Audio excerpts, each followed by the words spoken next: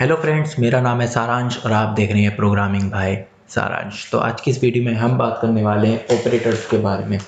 तो साइड में आप एक लिस्ट देख पा रहे होंगे कि हम पढ़ने वाले हैं इन ऑपरेटर्स के बारे में। तो सबसे पहले है हमारा अर्थमेटिक ऑपरेटर। तो अर्थमेटिक ऑपरेटर्स क्या होते हैं? अर्थमेटिक ऑपरेटर्स होते हैं लाइक हमारा प्लस, माइनस, डिवाइड, मल्टीप्लाई और मॉड्यूलस। तो ये 5 टाइप के अर्थमेटिक ऑपरेटर्स के अंदर आते हैं। ठीक है, इनके ऊपर हम प्रोग्राम बनाएंगे। जिनके ऊपर हम अभी प्रोग्राम बना सकते हैं हम उनके ऊपर प्रोग्राम बनाएंगे, और जिनको हम आपको इसी तरीके से समझा सकते हैं उनको हम इसी तरीके से समझाएंगे। तो पहला साइन होता है हमारा एडिशनल और यूनिनरी प्लस। ठीक है, दूसरा होता है जो ये माइनस का साइन है, होता है सब्ट्रैक्शन और यूनिनरी माइनस। जो तीसरा है वो है हमारा डिवीजन का। चौथा है मल्टीप्लिकेशंस का। एंड जो लास्ट वन है मॉडुलस डिवीजन। अब मैं आपको इनके रोल आपको स्टार्टिंग के 4 का तो पता होगा, प्लस का क्या होता है, माइनस का क्या होता है, डिवाइड का क्या होता है, मल्टीप्लाई का लगता है। ये जो 5वां ये आपके लिए नया है। ठीक है, तो ये जो मॉड वाला साइन है ये हमको देता है रिमाइंडर। मतलब रिमाइंडर कैसे देता है, जैसे हमने 4 को अगर जो हम 2 से डिवाइड करें तो हमारा आंसर 2 2 जा 4 आना चाहिए। तो हमारा आंसर अगर जो हम डिवाइड करते हैं तो हमारे पास आंसर 2 आना चाहिए। लेकिन अगर जो हम मॉडुलस निकाले तो हमें रिमाइंडर चाहिए, मतलब 2 2 जा 4 रिमाइंडर 0। तो रिमाइंडर जो 0 है वो हमारा आंसर होगा इन केस ऑफ अगर हम मॉड यूज़ करते हैं। ठीक है, तो हम प्रोग्राम बनाएंगे। तो सबसे पहले हम एक बेसिक स्ट्रक्चर लिख लेते हैं।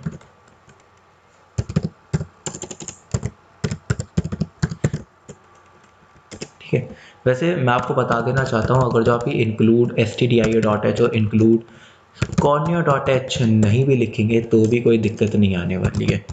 ठीक है, बट उससे पहले आपको इस फाइल को ना .c के एक्सटेंशन से सेव करना होता है। जैसे हम और ऑपरेटर्स की बात करें, OPERATOR ऑपरेटर्स .c के नाम से हम सेव कर लेंगे। अगर जो आपने .c के नाम से इसको फाइल को सेव कर लिया, तो अगर जो आप अभी इंक्लूड stdio.h और इंक्लूड conio.h नहीं भी लिखेंगे तो भी चलेगा, कोई दिक्कत की बात नहीं है। ठीक है, लेकिन उसके लिए आपके पास लेटेस्ट वर्जन्स होने चाहिए।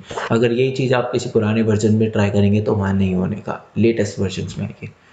ठीक है, तो सबसे पहले बात करते हैं अर्थमेटिक ऑपरेटर्स के प्रोग्राम के लिए। प्रोग्राम बनाते हैं फिर समझते हैं। तो सबसे पहले हम यहाँ पे एक इंटीजर बना लेते AB, C।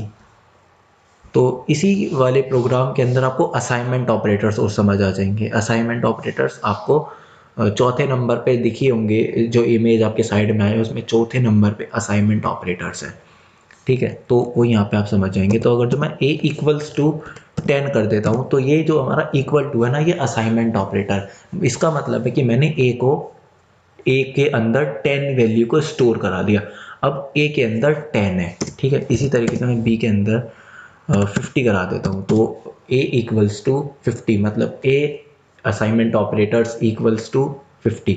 50 को मैंने b के अंदर असाइन कर दिया। इसका मतलब है किसी को किसी की वैल्यू देना। मतलब b के अंदर मैंने 50 दे दिया, मतलब अब b की जो वैल्यू है वो 50 हो गई है और a की वैल्यू 10। तो ये इक्वल्स टू है, ये हमारा असाइनमेंट ऑपरेटर होता है। ठीक है, अब यहाँ पे मैं c equals to a plus B कर देता हूँ। तो अब मेरी जैसे सी में हमारा a प्लस बी होगा, तो मतलब हमारा 60 जाएगा यहाँ पे। तो अब मैं इसको प्रिंट करा दूंगा स्क्रीन पे, मॉड्यूलस d कॉमा सी, और यहाँ मैं लगाऊंगा क्लियर स्क्रीन। मैंने गेट सी एच यूज़ नहीं किया है तो इसलिए मैं स्क्रीन को होल्ड नहीं कर पाऊँगा। वैसे एक तरीका और है बिना गेट सी एच इस लगाए आउटपुट स्क्रीन को देखने के लिए। तो ALT और F5 दबाएंगे तो आप अपनी आउटपुट स्क्रीन पर आ सकते हैं without get C H function का यूज़ करें। तो ये आ गया हमारा यहाँ पे 60 आउटपुट। वैसे मैं कर लेते हैं इसको यूज़, कोई दिक्कत की बात नहीं है। वैसे आप बिना गेट सी एच के भी आउटपुट स्क्रीन को देख सकते हैं with the help of ALT plus F5 की के साथ। ठीक है, ये मैंने दबाया ALT F5 तो आप अपनी आउटपुट स्क्रीन पर आ जाते हैं। ठीक है, तो अब इस प्रोग्राम से आपको समझ आ गया कि अर्थमेटिक ऑपरेटर्स में यूनिनरी प्लस और एडिशन किस तरीके से काम करता है। इसी प्रोग्राम के अंदर हम यूनिनरी माइनस या फिर सब्ट्रैक्शन का इस्तेमाल करते तो -40 आ गया, क्योंकि 10 -50 तो माइनस की वैल्यू ज़्यादा है तो -40 आ गया। ठीक है, मल्टीप्लाई तो 500 आ गया। डिवीजन, डिवीजन 0 आएगा क्योंकि यहाँ पे हम 100 को डिवाइड करें, सॉरी हम यहाँ पे एक काम करते हैं, 15 को डिवाइड करते हैं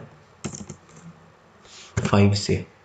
ठीक है, तो हमारा आउटपुट, सॉरी यार, 15 को डिवाइड करते हैं 5 से, तो हमारा आउटपुट आ गया 5 3 जा 15। ठीक है, अब हम यहाँ पे इस्तेमाल करते हैं मॉडुलस। तो आपने देखा तो आया था 3, लेकिन अब आया 0, मतलब 5 3 जा 15 और रिमाइंडर 0। इसी के ऊपर हम एक एग्जांपल लेते हैं, यहाँ पर 4 कर देते हैं, तो आपने देखा रिमाइंडर हमारा 3 बचा, मतलब 4 3 जा 12 और बचा 3, तो 12 13 14 15, तो 3 रिमाइंडर बचा। एक काम ये ऐसे देखते हैं 2 से, तो हमारा रिमाइंडर 1 बचा, 2 7 जा 14, रिमाइंडर 1। ठीक है, तो ये हो गए हमारे अर्थमेटिक ऑपरेटर्स। तो अब अर्थमेटिक ऑपरेटर्स के बाद हम चलते हैं नेक्स्ट ऑपरेटर्स की तरफ, जो है हमारे रिलेशनल ऑपरेटर्स। रिलेशनल ऑपरेटर्स मतलब greater than, less than, greater than, equals to. लिख देता हूँ, इस प्रोग्राम को मैं करता हूँ। वैसे यहाँ पे बता देता हूँ, अगर जब हम सिंगल लाइन कमेंट का यूज़ करते हैं तो हम डबल स्लैश का इस्तेमाल करते हैं। ठीक है, तो सिंगल लाइन कमेंट क्या होती है, मतलब अगर जो मैंने इस लाइन को कमेंट कर दिया तो अब कंपाइलर इस लाइन को रीड नहीं करने का।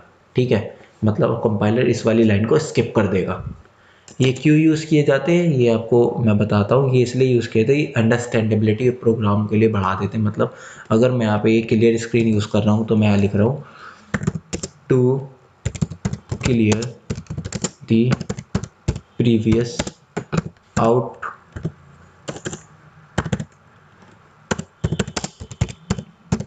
स्क्रीन।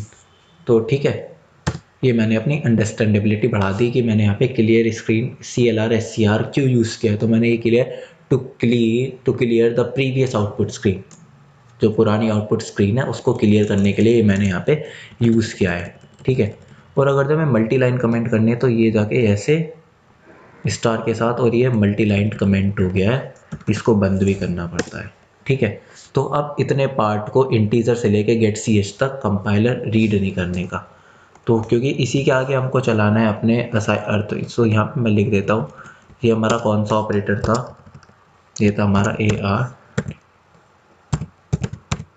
Arithmetic operator. ठीक है, अब हम बात करने वाले हैं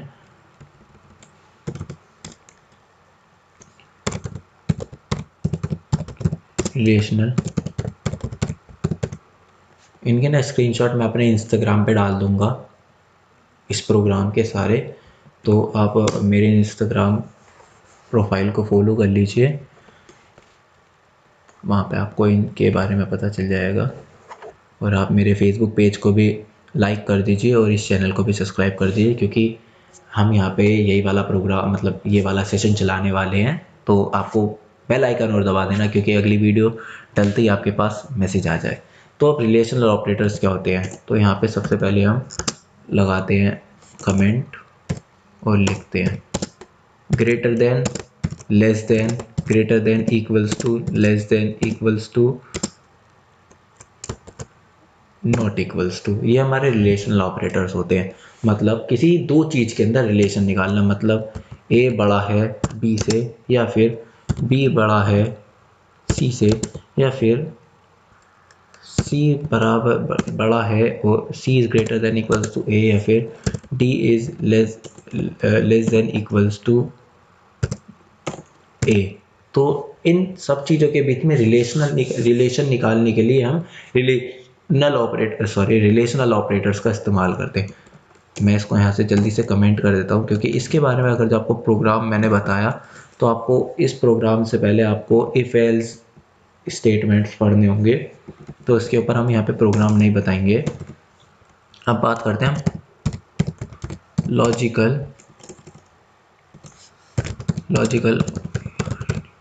ऑपरेटर्स के बारे में।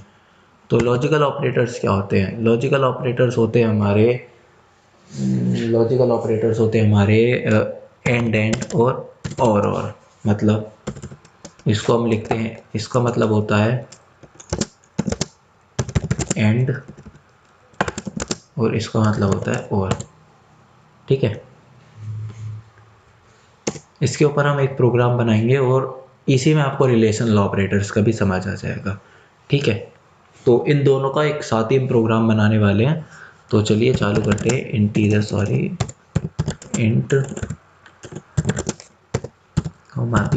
सी है, या ए बी रहने देते हैं आपके।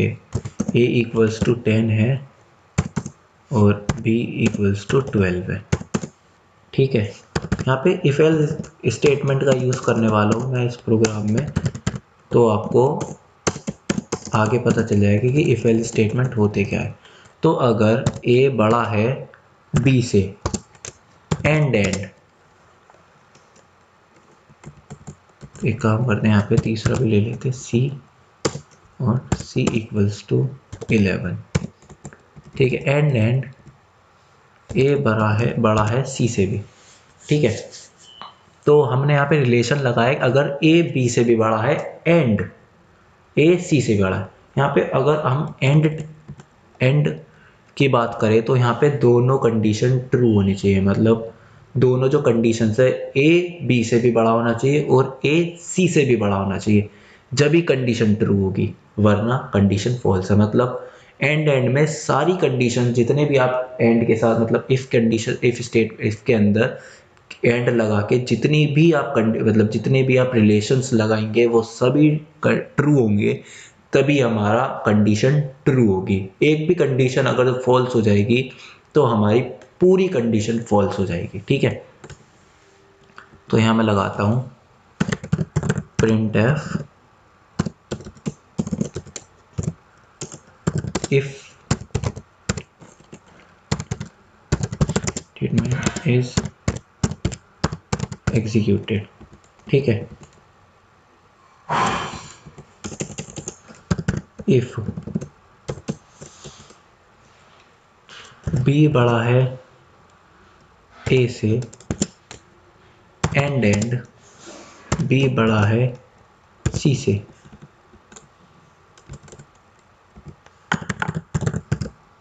printf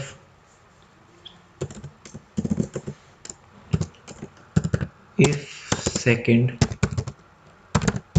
statement is executed। ठीक है, और if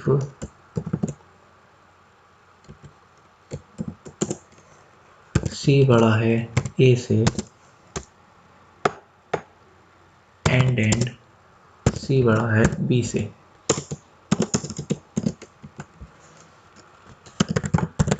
printf if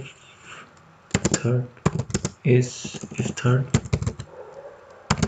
statement is executed। ठीक है, गेट ch लगा दिया है। तो मतलब ये था कहानी। यहाँ पे हम क्लियर स्क्रीन को ना इससे बाहर कर देते हैं, clear screen.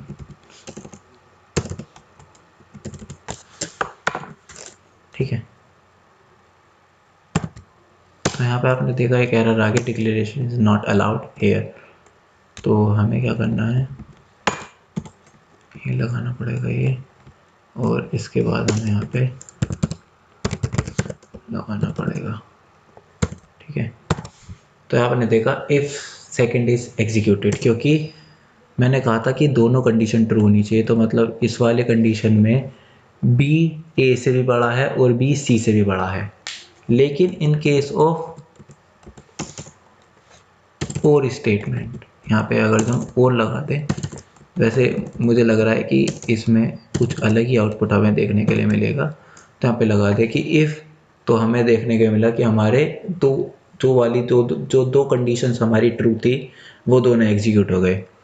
If second statement is executed, क्योंकि और में कोई एक कंडीशन भी अगर जो ट्रू हो जाए तो पूरी कंडीशन ट्रू है। तो यहाँ पे हमने देखा सेकंड वाली में बी की तो पूरी कंडीशन ट्रू है, सी वाले केस में सी ए से भी बड़ा है तो सी वाली ए वाली मतलब जो पहली कंडीशन थी थर्ड वाली इफ में वो वाली कंडीशन ट्रू हो गई, लेकिन लास्ट वाली नहीं, तो कोई बात नहीं, उसने आउटपुट दे दिया।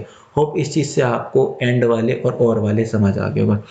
एंड वाले लॉजिकल एंड में अगर एक भी कंडीशन फॉल्स है तो पूरी कंडीशन फॉल्स है, और लॉजिकल और में कोई एक कंडीशन भी ट्रू है तो सारी कंडीशन ट्रू है। ठीक है, अब बात करते हैं हम अपने अगली चीज की, जो है असाइनमेंट ऑपरेटर। असाइनमेंट ऑपरेटर मैंने आपको ऊपर ही बता दिया था कि क्या होता है। इक्वल्स टू वाला साइन मतलब किसी वेरिएबल के अंदर किसी वैल्यू को असाइन करना, उसके लिए हम इक्वल्स टू का इस्तेमाल करते हैं। फिर भी चलिए हम लिख लेते हैं ए असाइनमेंट ऑपरेटर। असाइनमेंट ऑपरेटर होता है हमारा इक्वल्स टू। ठीक है, प्रोग्राम नहीं बनाएंगे हम क्योंकि हम बना चुके हैं। अब बात करते हैं इंक्रीमेंट और डिक्रीमेंट ऑपरेटर। ये थोड़ा इम्पोर्टेंट सा है और थोड़ा समझने की कोशिश करना, समझ आ जाएगा, इतना हार्ड नहीं है। Increment and decrement operator. ठीक है, अब बात करते हैं इंक्रीमेंट और डिक्रीमेंट ऑपरेटर। इंक्रीमेंट ऑपरेटर क्या होते हैं, जैसे हमने a equals to A plus one लिखा है, इसको हम एक तरीके से भी लिख सकते हैं ए प्लस प्लस। ठीक है, इसका मतलब भी यही है कि a equals to A plus one, पर इतना बड़ा ना लिख के केवल हम ए प्लस प्लस लिख देते हैं या फिर प्लस प्लस ए लिख देते हैं। ठीक है, यूज सेम है, बस ए प्लस प्लस को हम पोस्ट इंक्रीमेंट कहते हैं। ठीक है, और प्लस प्लस ए को हम प्री इंक्रीमेंट कहते हैं। ठीक है, अंतर क्या होता है, पोस्ट इंक्रीमेंट में पहले प्रिंट होता है फिर इंक्रीमेंट होता है, मतलब पहले आउटपुट जाता है फिर इंक्रीमेंट होता है, और प्री इंक्रीमेंट में पहले इंक्रीमेंट होता है और फिर आउटपुट आता है। समझाता हूँ, कंफ्यूज मत हो। यहाँ पे कोई ए की वैल्यू है और ए के अंदर हमने असाइनमेंट ऑपरेटर लगा के 10 वैल्यू दे दी। ठीक है, यहाँ मैंने लगाया print F modulus D A plus plus. ठीक है, तो मैंने प्रोग्राम करता हूँ रन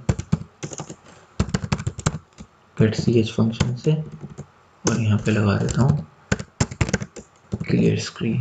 ठीक है,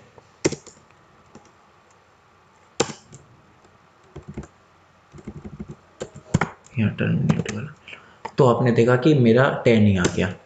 लेकिन अगर मैं यहाँ पे प्लस प्लस ए लिखता हूँ तो आपने देखा 11 आ गया। अब ये हुआ कैसे, अब एक चीज़ दिखाता हूँ। यहाँ पे ए प्लस प्लस लिखता हूँ और एक और प्रिंट एफ लगाता हूँ डी प्लस प्लस ए, तो यहाँ देखा 10 12 आ रहा है। मतलब एक बार ज़रा यहाँ एक स्पेस दे देते हैं, मतलब जिससे दोनों वैल्यूज़ को अलग हम रख सकें। ठीक है, तो यहाँ देखा 10 और 12 आ गया। वैसे हम यहाँ पे नेक्स्ट लाइन वाली चीज़ भी इस्तेमाल कर सकते हैं। ठीक है, ये आपको बता दिया था मैंने पहले। तो यहाँ पे 10 और 12 आ गया। अब ये हुआ कैसे, हमने ए के अंदर 10 को असाइन किया था असाइनमेंट ऑपरेटर के हेल्प से। तो सबसे पहले प्रिंट एफ फंक्शन पे आया, तो यहाँ पे देखा आपने पोस्ट इंक्रीमेंट है। पोस्ट यानी पहले प्रिंट करेगा फिर इंक्रीमेंट करेगा। तो यहाँ पे लगा देता हूँ मैं, इस केस में ए की वैल्यू 10 प्रिंट हुई, बट जो हमारी मेमोरी में गई, मतलब अब ए की वैल्यू क्या हो गई 11। अब ए की वैल्यू 11 हुई है तो नीचे आई, तो यहाँ देखा अब प्री इंक्रीमेंट हो रहा है। प्री इंक्रीमेंट मतलब पहले इंक्रीमेंट फिर आउटपुट। तो 11 मेमोरी में था, 11 ए के अंदर था, अब 11 से वैल्यू हुई 12 और प्रिंट हो गई।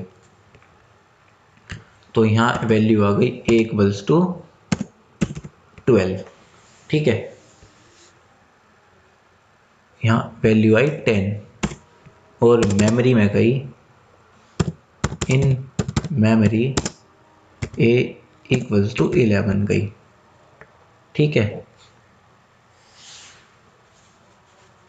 तो इसी से आपको increment assignment operator increment operator समझ आ गया होगा। अब बात करते हैं डिक्रीमेंट ऑपरेटर की। सेम डिक्रीमेंट ऑपरेटर का काम होता है, बस वहाँ पे प्लस प्लस की जगह पे माइनस माइनस लग जाते हैं। मतलब जैसे ये था प्री इंक्रीमेंट, तो वहाँ प्री डिक्रीमेंट आ जाता है। मैं लिख देता हूँ फिर भी, ए माइनस माइनस होता है हमारा पोस्ट डिक्रीमेंट, और माइनस माइनस ए होता है हमारा प्री डिक्रीमेंट। ठीक है, तो इसी वाले इसको समझते हैं। तो सबसे पहले हमारे आउटपुट देख लेते हैं। तो हमारा है 10 और 8। ठीक है, अब ये कैसे हुआ, ए के अंदर 10 वैल्यू थी, यहाँ पे आया है, तो यहाँ पे है post decrement operator. Post decrement operator क्या करता है, पहले आउटपुट देता है फिर डिक्रीमेंट करता है। यहाँ प्रिंट हो गया, माइनस माइनस से एक वैल्यू कम हो गई, मतलब 10 से वैल्यू आ गई 9।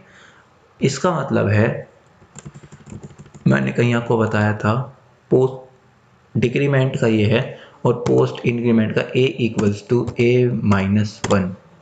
ठीक है, ये डिक्रीमेंट वाले हैं, यहाँ नहीं लिखते हैं, पता चल जाएगा आसानी से। ए इक्वल्स टू ए माइनस 1। ठीक है, ये हमारे पोस्ट डिक्रीमेंट ऑपरेटर्स होते हैं। इसको हम शॉर्ट ट्रिक में ए माइनस माइनस और माइनस माइनस ए लिख देते हैं। तो हम यहाँ पे इस प्रोग्राम को एग्जीक्यूट कर रहे थे, तो ए हमारे पास 10 था, तो ये ए में से एक गया, तो 10 तो प्रिंट हो गया, पर मेमोरी में हमारा 9 स्टोर है, क्योंकि पोस्ट डिक्रीमेंट ऑपरेटर है, पहले प्रिंट कर देगा फिर डिक्रीमेंट करेगा। तो डिक्रीमेंट में मेमोरी में 9 आ गया, और नेक्स्ट बार में 9 आया ए में, तो यहाँ पे प्री इंक्रीमेंट प्री डिक्रीमेंट। तो पहले 9 से कर दिया उसको 8, और फिर मेमोरी में कर दिया प्रिंट। ठीक है, तो हमारा आ गया 10 और 8। ठीक है, होप आपको इंक्रीमेंट और डिक्रीमेंट ऑपरेटर समझ आ गए होंगे। अगर आपको समझ नहीं आया तो आप हमसे डिस्क्रिप्शंस में मतलब कमेंट करके पूछ सकते हो, हम आपको पूरी सहायता करेंगे। अब बात करते हैं हम कंडीशनल ऑपरेटर। कंडीशनल ऑपरेटर्स क्या होते हैं? कंडीशनल ऑपरेटर्स होते हैं जहाँ पे हम किसी दो कंडीशंस के बारे में बात करते हैं। कंडीशनल ऑपरेटर्स ज़्यादा कुछ अंतर नहीं, यहाँ पे हम कंडीशंस के बीच में खेलते हैं। मतलब अगर मैं आपको बताता हूँ, तो जैसे मैंने इफ़ एल्स स्टेटमेंट का यूज़ किया था, तो वो हमारे कंडीशनल स्टेटमेंट है। ठीक है, कंडीशनल ऑपरेटर मतलब कंडीशनल स्टेटमेंट है वो, और कंडीशनल ऑपरेटर्स की अब हम बात करने वाले। कंडीशनल ऑपरेटर्स क्या होते हैं, यहाँ पे कंडीशनल ऑपरेटर्स पहले लिख लेते हैं।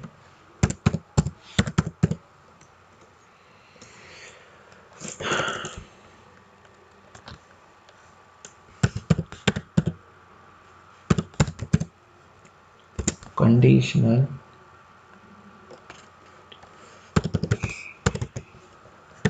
ऑपरेटर,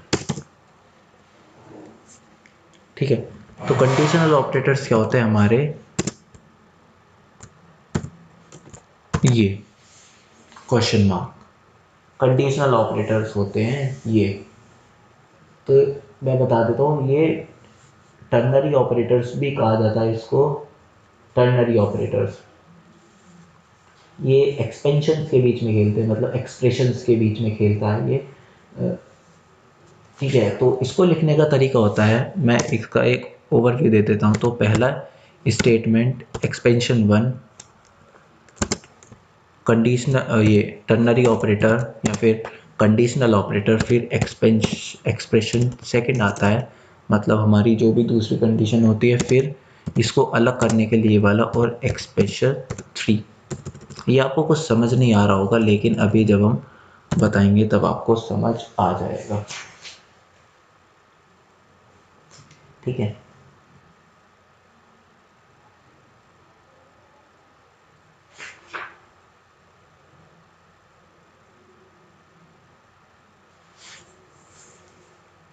तो ये वाला तरीका होता है हमारा एक्सपेंशन लिखने का, मतलब इफ एल्स स्टेटमेंट की तरह मान लेते हैं, इफ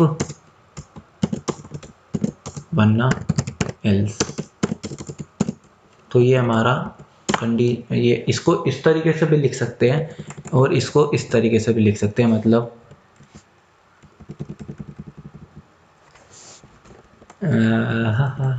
ठीक है। तो ये हमारा होता है कंडीशनल ऑपरेटर। अब हम बात करने वाले हैं बिट वाइज ऑपरेटर की।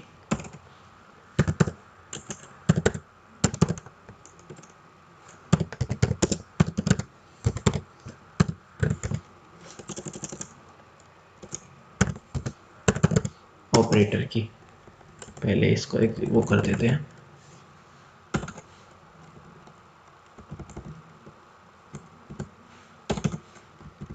ठीक है।